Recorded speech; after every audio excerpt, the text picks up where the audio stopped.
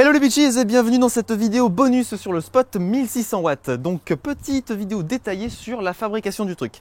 Alors on va déjà voir au niveau du spot en lui-même tous les petits détails de fabrication. Alors ce panneau LED, j'ai donc utilisé des LED de 100 watts qui fonctionnent chacune entre 32 et 34 volts, qu'on alimente donc en 35 volts parce que plus c'est mieux. Et on a utilisé donc, comme vous l'avez vu, des refroidisseurs dont on se sert généralement pour refroidir des processeurs. Enfin, vous voyez le style de ventirad comme ça en aluminium. Et les ventilos. Alors au niveau des ventilos, ils soufflent contre les refroidisseurs pour pousser de l'air et pas l'évacuer. Puisque donc si j'utilisais la technique d'aspiration pour évacuer l'air, il faudrait vraiment avoir un tunnel pour guider l'air correctement. Et vu la façon dont c'est fait, c'était même pas la peine. Donc le refroidissement est beaucoup plus efficace quand on souffle dessus.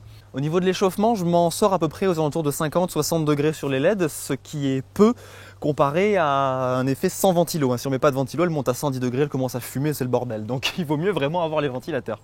Après, vous le voyez, on a fait monter ici des petites plaques en aluminium pour faire tenir donc notre rail qui accueille le réflecteur, qui au départ on l'avait fixé avec de la colle époxy. Vous l'avez peut-être vu dans mon vlog bricolage précédent.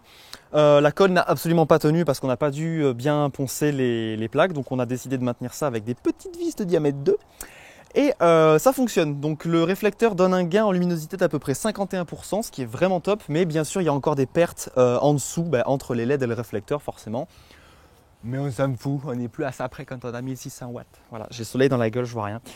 Ok, pour la fixation, je voulais faire un petit peu comme les panneaux LED et garder la possibilité de passer un axe et une vis 1/4 de pouce.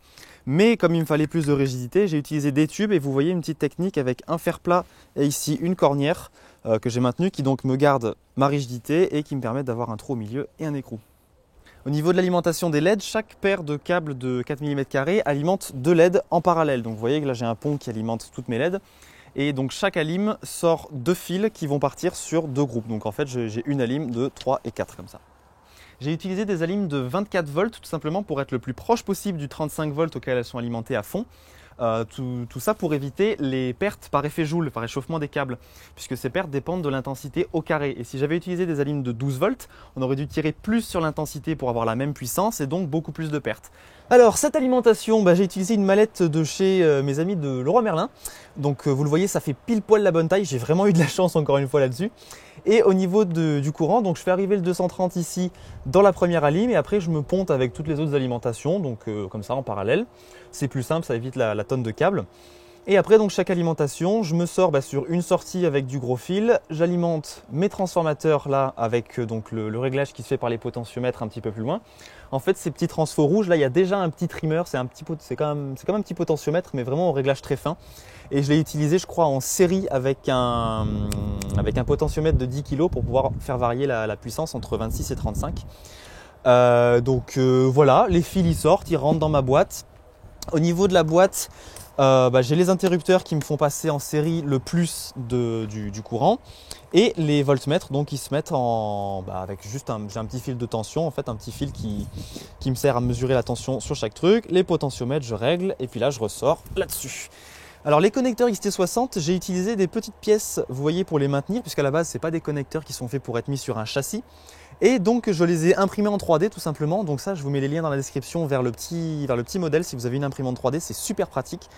Donc je les ai mis, je les ai montés sur châssis, vissés et ça tient impeccable. Donc c'est sûr, c'est pas très pratique quand on doit le brancher, mais c'est vachement simple à fabriquer et ça a été simple à monter aussi. Donc voilà. Alors au niveau du bruit, j'alimente tout à fond. Ça fait un peu de bruit, mais c'est pas violent. C'est pour ça que j'ai fait 7 mètres de câble. En fait, c'est pour avoir quand même de la distance entre la lime et le panneau si jamais j'ai besoin d'être un petit peu loin. Je vais peut-être mettre les ventilos quand même avant qu'elle crame. Et pareil pour les ventilos qui sont à l'arrière du panneau, ils font pas beaucoup de bruit. Franchement, ça va. C'est raisonnable. Il suffit d'avoir un micro-cravate ou une perche au-dessus, c'est franchement très raisonnable. Alors au niveau du rendement par rapport à un spot halogène, c'est juste fulgurant. J'ai fait le test donc avec 2 éclairages comme ça qui envoient chacun 300 watts. Donc avec 600 watts d'halogène, j'ai 30% de puissance en moins par rapport à 400 watts de LED. C'est juste complètement débile. Surtout qu'en plus la température de couleur de celle-là c'est genre 2800 Kelvin. Enfin, en gros c'est orange. Que celle-là je suis à 6000 naturellement sans le filtre. Donc j'ai vraiment de la marge. Beaucoup plus avec les LED en tout cas. Autre truc très important pour la fixation des LED, c'est qu'on a utilisé de la pâte thermique. Donc on a mis tout petit peu de pâte thermique, un petit peu en zigzag, il ne faut vraiment pas en mettre trop. Donc de la Arctic, je sais plus trop quoi. On a mis de la pâte thermique, on a fixé avec 4 vis pour bien aplatir et bien évacuer la chaleur. C'est hyper important. Si vous ne mettez pas de pâte thermique, il n'y aura pas un bon contact entre le métal qui est à l'arrière de la LED et votre radiateur, le refroidisseur. Et la chaleur va juste pas s'évacuer et vos LED elles vont cramer hein, quand ça commence à fumer. Là, la Magic Smoke, c'est bon, c'est niqué. Hein. Donc mettez bien de la pâte thermique, mais surtout n'en mettez pas trop. Parce que sinon ça marche plus. Donc faut bien doser, vous en mettez quelques petits zigzags, l'équivalent d'un bout de doigt comme ça et ça suffit. Utiliser un éclairage comme celui-ci avec du 12 volts demanderait 133 ampères, ce qui est complètement impossible à moins de faire fondre les fils. Donc il n'est pas très portatif, mais il envoie quand même. Un 50e f4 ISO fixé à 3200.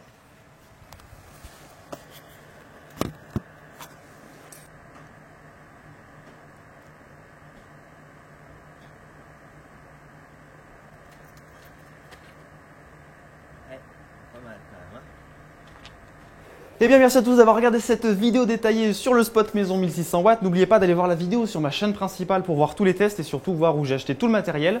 Bien entendu, si vous avez des questions sur des petits détails de la fabrication, tout ça, n'hésitez pas à les mettre en commentaire, répondez-vous entre vous aussi. Et puis bien sûr, les réseaux sociaux, Tipeee dès maintenant si vous voulez me soutenir. Merci à tous ceux qui le font et puis à la prochaine. Ciao ciao ciao.